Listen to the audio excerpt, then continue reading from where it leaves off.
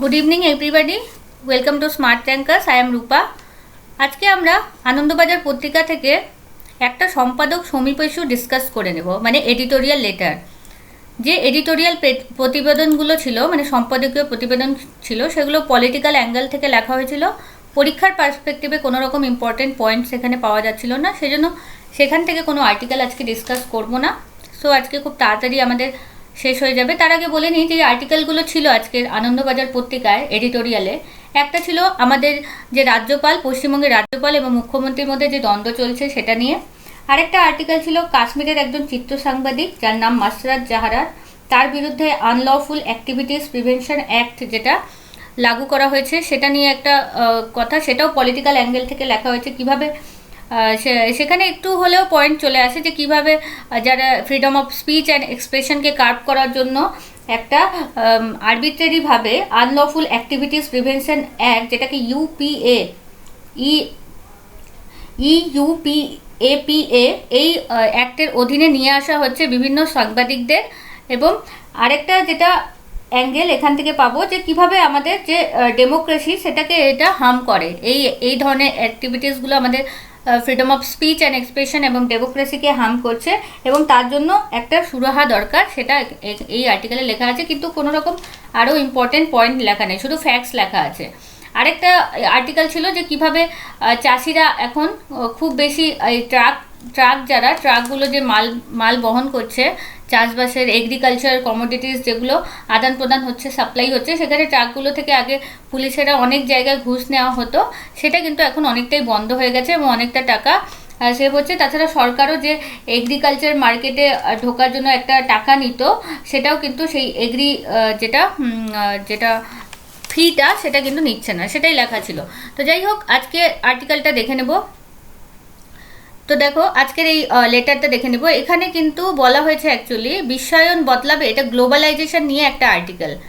Means globalization কিভাবে আমাদেরকে এখন গ্লোবালাইজেশন যেটা শুরু হয়েছিল 90-এর দশক থেকে, মেনলি 90-এর দশক থেকে যখন আমাদের দেশে ইকোনমিক রিফর্মস হয়েছিল, গোটা বিশ্বে কিন্তু একটা রিফর্ম চলছিল, তখন আমাদের দেশেও কিন্তু globalisation, liberalisation and privatisation, LPG reforms যেটা বলে সেটার দিকে কিন্তু ঝুঁকেছিল। সেটার জন্য অনেকটা রিফর্ম এসেছিলো আমাদের ইকোনমিতে। তো সেই গ্লোবালাইজেশনের যে চিত্রটা সেটা কিভাবে এখন বদলে যাচ্ছে এবং সেই গ্লোবালাইজেশনটাকে কীভাবে স্লোবালাইজেশন হয়ে যাচ্ছে, শুধুমাত্র ভারতে নয় গোটা বিশ্বে কিন্তু একটা স্লোবালাইজেশন, মানে গ্লোবালাইজেশনের যে গতিটা সেটা যে কমে আসতেছে সেটা কিন্তু দেখা যাচ্ছে। তো দেখো এখানে বলা হয়েছে, এখানে যিনি লিখেছেন তিনি বলতে চাইছেন যে করোনা ভাইরাসের যে ভয়াল যে আবহ চীনের সঙ্গে যাকে কাঠগড়ায় দাঁড় করেছে তা হলো বিশ্বায়ন। ঠিক আছে, তো করোনা ভাইরাস যেরকম চীনকে কাঠগড়ায় দাঁড় করিয়েছে, সেরকম বিশ্বায়নকেও কিন্তু কাঠগড়ায় দাঁড় করিয়েছে। কারণ গ্লোবালাইজেশনের ফলেই কিন্তু আজকে কি হচ্ছে, এক দেশ থেকে অন্য দেশে যাতায়াতটা বৃদ্ধি পেয়েছে, এক দেশ থেকে বিভিন্ন দেশের বিজনেস, ব্যবসা, ট্রেড এগুলো কিন্তু ত্বরান্বিত হয়েছিল। তো তার ফলে এই বিশ্বায়নটা, গ্লোবালাইজেশনটাই কি দরকার কি না সেটা নিয়েও কিন্তু একটা প্রশ্ন উঠে গেছে। 1990-এর দশকের গোড়া থেকে কিন্তু বিশ্বায়ন বিশ্বের অর্থনীতির নিয়ন্ত্রক হিসাবে যেভাবে প্রতিষ্ঠিত হয়েছিল, তা প্রথম টাল খেয়েছিল 2008-9 সালের বিশ্ব অর্থনৈতিক মন্দার সময়। তো 2008-9 সালে কিন্তু একটা খুব খারাপ পরিস্থিতি হয়েছিল, পুরো বিশ্বের অর্থনীতিতে মন্দা দেখা দিয়েছিল। ঠিক আছে, এবং 1990-এর দশকের গোড়া থেকে যে বিশ্বায়ন শুরু হয়েছিল সেটা কিন্তু প্রথম ধাক্কা খেয়েছিল সেই 2008-9-এর যেটা রিসেশন হয়েছিল যখন, বা অর্থনৈতিক মন্দা হয়েছিল তখন। এরপর আরও অনেক সময় দেখা যাচ্ছে গ্লোবালাইজেশনকে চ্যালেঞ্জ করে অনেক অ্যাক্টিভিটিস করা হয়েছে, যেমন ব্রেক্সিট মানে ব্রিটেনের ইউরোপিয়ান ইউনিয়ন থেকে এক্সিট বা বের হওয়াকে। তো সেটাও একটা গ্লোবালাইজেশনের এগেনস্টে, কারণ গ্লোবালাইজেশন মানে কি, অনেকগুলো দেশ একসাথে মিলেমিশে কাজ করবে, কোনো রকম তাদের জিওগ্রাফিক্যাল বর্ডারটা মানে মানবেই না, তারা একসাথে একটা গ্লোবাল হাব হিসাবে কাজ করবে ট্রেড করার জন্য, একে অপরের গ্রোথ এক্সেলারেট করার জন্য। বাট এখানে কি দেখা যাচ্ছে যে ব্রেক্সিট হচ্ছে, চীন আমেরিকার মধ্যে বাণিজ্য যুদ্ধ হচ্ছে। ঠিক আছে, তো এগুলো কিন্তু বিশ্বায়নের বিরোধিতার ছবিই কিন্তু তুলে ধরে। এটাই লেখক বোঝাতে চাচ্ছেন যে ব্রেক্সিট হচ্ছে ব্রিটেন ইউরোপিয়ান ইউনিয়ন থেকে বেরিয়ে যাচ্ছে। ইউরোপিয়ান ইউনিয়ন যেখানে অনেকগুলো দেশ একসাথে এসে ইউরোপের অনেকগুলো দেশ একসাথে মিলে ইউরোপিয়ান ইউনিয়ন হয়েছিল, তার মধ্যে কিন্তু ব্রিটেনও ছিল, বাট ব্রেক্সিট কিন্তু এখন হচ্ছে, তার মানে ব্রিটেন কিন্তু ওখান থেকে বেরিয়ে যেতে চেয়েছে। চীন ও আমেরিকার মধ্যে যে বাণিজ্য যুদ্ধ চলছে, তো সেটা চলছেই, সেটা কিন্তু বন্ধ হওয়ার কোনো রকম কিন্তু কোনো রকম চিহ্ন পাওয়া যাচ্ছে না। চীন ও আমেরিকার যে ট্রেড ওয়ার যে অনেক মাস আগে থেকেই শুরু হয়েছে, সেটা কিন্তু এখনও চলেই যাচ্ছে। এবং আমেরিকা কি করছে, আমেরিকার যে প্রেসিডেন্ট রয়েছেন এখন ডোনাল্ড ট্রাম্প, তিনি কিন্তু চীন থেকে যত আমদানিকৃত দ্রব্য বা অন্য দেশ থেকে যত আমদানিকৃত, তার উপর কিন্তু নিষেধাজ্ঞা আরোপ করছেন এবং প্রোটেকশনিজম বা সংরক্ষণ তত্ত্বের উপর তিনি গুরুত্ব আরোপ করছেন। তাহলে এটা খুব মানে এটা থেকেও বোঝা যাচ্ছে যে গ্লোবালাইজেশনের এগেনস্টে, বিশেষ করে ট্রাম্পকেই এখন গ্লোবালাইজেশনের এগেনস্টে মানে একজন আইকন হিসাবে দেখা হচ্ছে। তিনি একদম অ্যান্টি গ্লোবালাইজেশন বা প্রোটেকশনিজমের যে পলিসি নিয়ে চলছেন, তার ন্যাশনালিস্ট একটা পলিসি থাকছে, প্রোটেকশনিজম একটা পলিসি থাকছে, সংরক্ষণ তত্ত্বের উপর কিন্তু তিনি গুরুত্ব আরোপ করেছেন। এবং তার জন্য এবং সেই দিকেই কিন্তু তিনি বিভিন্ন দেশ থেকে, বিশেষ করে চীন থেকে কিন্তু আমদানি হওয়া দ্রব্যের উপর নিষেধাজ্ঞা আরোপ করেছেন। এবার বিশ্ব পরবর্তী যুগে ভারতীয়দের H1B ভিসার সমস্যাও কিন্তু অনেক বেড়ে যায়। H1B ভিসা যেরকম আমেরিকায় ভারতীয়দের H1B ভিসা দেওয়া হয় যাতে তারা অনেক সময় ধরে সেখানে থাকতে পারেন এবং সেখানে কাজ করতে পারেন, কিন্তু সেটাও কিন্তু এখন সেটার উপরে প্রশ্ন দেখা দিয়েছে। বিশ্ব বাণিজ্য সংস্থা এবং ইউরোপিয়ান ইউনিয়ন, যেগুলোকে বিশ্বায়নের সাফল্য বলে তুলে ধরা হয়েছিল, সেগুলোর কিন্তু কার্যকারিতা সম্পর্কে এখনও প্রশ্ন উঠছে বারবার, তাই না? বিশ্ব বাণিজ্য সংস্থা যেরকম World Trade Organization, European Union, যেগুলো বিশ্বায়নকে, গ্লোবালাইজেশনকে একটা সফল করে তুলেছিল, কিন্তু সেগুলো কিন্তু এখন আর কার্যকর দেখা দিচ্ছে না। কারণ বিভিন্ন দেশের মধ্যে পরস্পরের যে ট্রেড ওয়ার চলছে এবং সেখানে যে WTO বা ইউরোপিয়ান ইউনিয়ন কোনো রকম ভূমিকা নিচ্ছে না, তার ফলেই এটা বোঝা যাচ্ছে যে এই সংস্থাগুলো এখন আর সেরকম কার্যকর নয়, এখন তারা সেরকমভাবে অ্যাক্টিভ নয়। যখন তারা তৈরি হয়েছিল সেই সময় যেরকমভাবে তারা অ্যাক্টিভ রোল প্লে করেছিল। আন্তর্জাতিক মিডিয়া বিশ্বায়নের এই মন্দগতিকে বোঝানোর জন্য একটি নতুন শব্দের জন্ম দিয়েছে, স্লোবালাইজেশন, যেটা আমি প্রথমেই তোমাদের বললাম। গ্লোবালাইজেশনের অপোজিট কিন্তু স্লোবালাইজেশন। তো আন্তর্জাতিক মিডিয়া কিন্তু মানে ইন্টারন্যাশনাল মিডিয়া, তারা বিশ্বায়নে, তারা এই গ্লোবালাইজেশনের মন্দগতিকে, ধীরে গতিকে বোঝানোর জন্য একটা নতুন শব্দ ইউজ করতে শুরু করছেন, সেটা হচ্ছে গ্লোবালাইজেশনের অপোজিট স্লোবালাইজেশন। ক্রমবর্ধমান প্রতি বিশ্বায়ন ধারাকে করোনা ভাইরাস এক ধাক্কায় অনেকটাই বাড়িয়ে দিল। এবং এই গ্লোবালাইজেশন যেটা অনেকদিন আগে থেকেই শুরু হয়েছিল, তাই না? আমরা এটা শুনতে পাচ্ছিলাম, করোনা ভাইরাস আসার আগে থেকেই আমরা শুনতে পাচ্ছিলাম যে বিশ্বের অর্থনীতি মন্দার দিকে যাচ্ছে, তার সাথে সাথে ভারতের অর্থনীতিতেও তার প্রভাব পড়ছে। এবং করোনা ভাইরাস আসার ফলে যখন লকডাউন, বিভিন্ন দেশে লকডাউন চলছে, বিশেষ করে যারা উন্নত দেশ সেগুলোতেও লকডাউন চলছে, এবং ট্রেড বিভিন্ন দেশের মধ্যে ট্রেডও বন্ধ হয়ে গেছে, যাওয়া আসা বন্ধ হয়ে গেছে। সেক্ষেত্রে কিন্তু এই যে বিশ্বায়ন, গ্লোবালাইজেশনের যে গ্লোবালাইজেশন চলছিল, সেটা কিন্তু আরও বেশি বাড়িয়ে দিল এই করোনা ভাইরাসের আশাটা।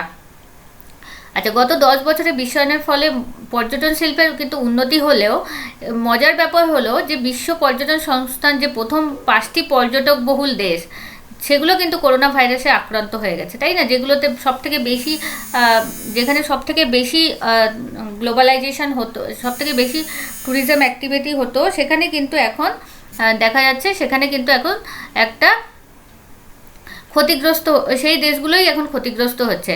এবং ভারতেও এই অতিমারির প্রাদুর্ভাব শুরু হয় বিশ্বযোগের হাত ধরেই। এবং ভারতেও কিন্তু এই যে অতিমারি বা প্যান্ডেমিক যেটা শুরু হয়, সেই বিশ্ব অর্থনীতি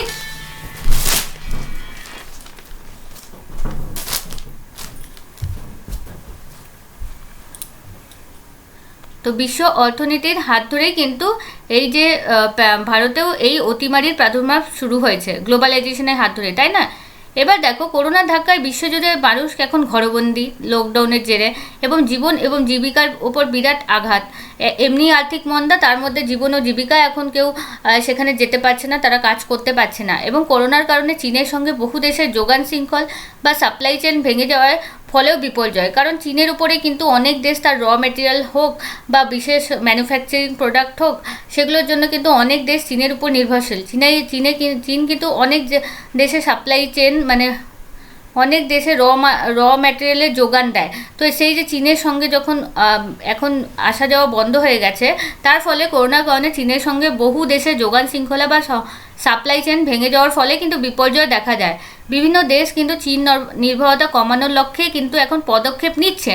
বিভিন্ন দেশ কী করছে, চীনের সঙ্গে কিন্তু এখন যেহেতু এখন দেখা যাচ্ছে যে চীনে এরকম পরিস্থিতি এখন শুরু হয়ে গেছিলো এবং চীনকে দায়ী করা হচ্ছে যে তারা বিভিন্ন রকম এমন যে যে করোনা ভাইরাসের যে উৎস হয়েছিল তখন কিন্তু বিভিন্ন দেশকে সতর্ক করতে ব্যর্থ হয়েছিল, তার ফলে চীন থেকে কিন্তু চীনের নির্ভরতা তখন কিন্তু এখন সবার চোখে পড়েছে। এই যে যখন মন্দা শুরু হয়েছে তখন দেখতে পাচ্ছে, যখন আসা যাওয়া বন্ধ হয়েছে তখন বিভিন্ন দেশ বুঝতে পারছে যে চীনের উপর নির্ভর করলে তাহলে যে কোনো একটা খারাপ পরিস্থিতির সময় তাদের নিজের দেশে কিন্তু একটা বিপদ ঘটতে পারে, একটা স্কারসিটি দেখা যেতে পারে জিনিসপত্রের। তাদের চীন যদি সাপ্লাই চেন বন্ধ করে দেয় বা চীনের সাথে সাপ্লাই চেন যদি বন্ধ হয়ে যায় তাহলে আমাদের দেশে সেই পার্টিকুলার দেশে কিন্তু প্রোডাকশন বন্ধ হয়ে যেতে পারে ইভেন। তো চীনের উপর নির্ভরতা কমানোর জন্য বিভিন্ন দেশ বিভিন্ন রকম পদক্ষেপ নিচ্ছে। ইভেন জাপান কি করেছে, তাদের বাজেটে এই রকম ঘোষণা করেছে যে যেসব জাপানিজ কোম্পানি চীন থেকে তাদের উৎপাদন হাব যদি অন্য জায়গায় সরিয়ে নেবে তাহলে সেই পার্টিকুলার কোম্পানিকে জাপান ইভেন ভর্তুকি দিবে, সাবসিডি দিবে, এরকম একটা প্রভিশন করেছে তাদের এই বাজেটে। এবং দক্ষিণ কোরিয়ার কিছু কোম্পানি নাকি চীন থেকে সরিয়ে ভারতে তাদের কারখানা স্থানান্তরের কথা ভাবছে, তাই না? কারণ চীন একতরফাভাবে একটা হাব হয়ে উঠে পড়েছিল। তো সেই ক্ষেত্রে নির্ভরতা কমানোর জন্য একমাত্র চীনের উপর না নির্ভরতা করে বিভিন্ন দেশের সাথে বিভিন্ন রকম কানেকশন করে নির্ভরতা তারা ডিস্ট্রিবিউট করতে চাইছে। তার সাথে সাথে নিজের দেশেও কিন্তু প্রোডাকশন বাড়ানোর কথা ভাবছে প্রত্যেকটা দেশ এখন। দক্ষিণ কোরিয়ার হ্যাঁ এটা বললাম। ফিলহাল বিদেশি বিনিয়োগের ক্ষেত্রে ভারতের নীতি পরিবর্তন কথাও ভাবছে। বিশ্ব বাণিজ্য থমকে যাওয়ায় বহু বিনিয়োগকারী তাদের বিনিয়োগ তুলে নিচ্ছে শেয়ার মার্কেট থেকে। ঠিক আছে, তো বিদেশি বিনিয়োগের ক্ষেত্রে যেটা ফরেন ডিরেক্ট ইনভেস্টমেন্ট হয় সেক্ষেত্রে ভারত কিন্তু তার নীতি পরিবর্তনের কথা, পলিসি চেঞ্জের কথা ভাবছে। এবং বিশ্ব বাণিজ্য যখন থমকে গেছে তখন কি হয়েছে, বহু বিনিয়োগকারী তখন বিনিয়োগ তুলে নিচ্ছেন তাদের শেয়ার মার্কেট থেকে। কারণ তোমরা জানো যে শেয়ার মার্কেট কিভাবে হঠাৎ করে অনেকটা পড়ে গিয়েছিল করোনা ভাইরাসের আগমনের জেরে। কিন্তু তবে মুদ্রার উল্টো পিঠেও আছে। কীরকম উল্টো পিঠ, মানে কিছু ভালোও আছে, এটাই লেখক বলতে চেয়েছেন। যেমন ভারত প্রথমে 13টি দেশে হাইড্রোক্লোরাইন সরবরাহ করেছে। ভারত 13টা দেশে হাইড্রোক্সি ক্লোরোকুইন সরবরাহ করেছে, যেটা নিয়ে এত মানে আলাপ আলোচনা চলছিল। এবং তা বানানোর মূল কাঁচা মাল সেটাও সরবরাহ করা হচ্ছে চীন থেকে। এবং এই যে হাইড্রোক্সিক্লোরোকুইন ভারত উৎপাদন করছে সেটার কিন্তু কাঁচামাল আবার সরবরাহ হচ্ছে চীন থেকে। এছাড়াও আরও কিছুভাবে চীন করোনা যুদ্ধে সারা বিশ্বের পাশে দাঁড়িয়েছে, যেরকম পিপিইস, মাস্ক, এগুলো কিন্তু বিভিন্ন দেশে সাপ্লাই করছে চীন, কারণ তাদের ম্যানুফ্যাকচারিং একটা হাব রয়েছে। তারা যত তাড়াতাড়ি প্রোডাকশন করতে পারবে, অন্য দেশ কিন্তু অতটা কোয়ান্টিটির পরিমাণ করার এখনও ক্ষমতা তাদের অন্যান্য দেশের এখনও তৈরি হয়নি। সেজন্য চীন কিন্তু হেল্প করছে এভাবে। এমনকি অদূর ভবিষ্যতে বাণিজ্য সিল্ক সারণীর আদলে স্বাস্থ্য সিল্ক সারণীর পরিকল্পনাই নাকি করেছে চীন। তাই বিশ্বায়ন থামবে না হয়তো, কিন্তু নিঃসন্দেহে বদলাবে। তো ইভেন চীনের তো জানো সিল্ক রুট একটা রয়েছে, যেটা ওয়ান রোড ওয়ান ওয়ে, যেটা কি যেন একটা চীনের OBOR, যেটা তাদের রুট রয়েছে, পুরো ইন্টারন্যাশনাল একটা রুট রয়েছে চায়নার, এখন আমি টার্মটা মনে করতে পারছি না। সেই আদলেই কিন্তু এক সিল্ক রুট, যেটা হেলথ সিল্ক রুট তৈরির কথাও বলছে, যাতে প্রত্যেকটা দেশের সাথে হেলথ সম্পর্কিত সাপ্লাই চেন গঠন করতে পারে চীন। এটাও কিন্তু তাদের একটা ভাবনা রয়েছে। সেজন্য লেখক বলেছেন শেষে কি, এই যে গ্লোবালাইজেশন সেটা কিন্তু থামবে না হয়তো, কারণ চীন কিন্তু এত বড়, কারণ গ্লোবালাইজেশন এখনকার দিনে খুবই দরকার। একে অপরের দেশের সাথে কিন্তু কানেকশন করে, কোঅপারেশন করে চলা দরকার এই নতুন যুগে, নিউ অ্যাডভান্স যুগে, তাই না? তো সেজন্য গ্লোবালাইজেশন হয়তো থামবে না, কিন্তু নিঃসন্দেহে কিন্তু বদলে যাবে, এটাই লেখক বলতে চেয়েছেন। তো যাই হোক, এটাই আজকের লেটারটা আজকে ছিল, কোনো আর্টিকেল সেরকম ইম্পর্টেন্ট ছিল না। অ্যান্ড তোমাদের যদি কোনো দরকার থাকে কিছু বলা, তোমরা কমেন্ট সেকশনে জানাতে পারো। Thank you.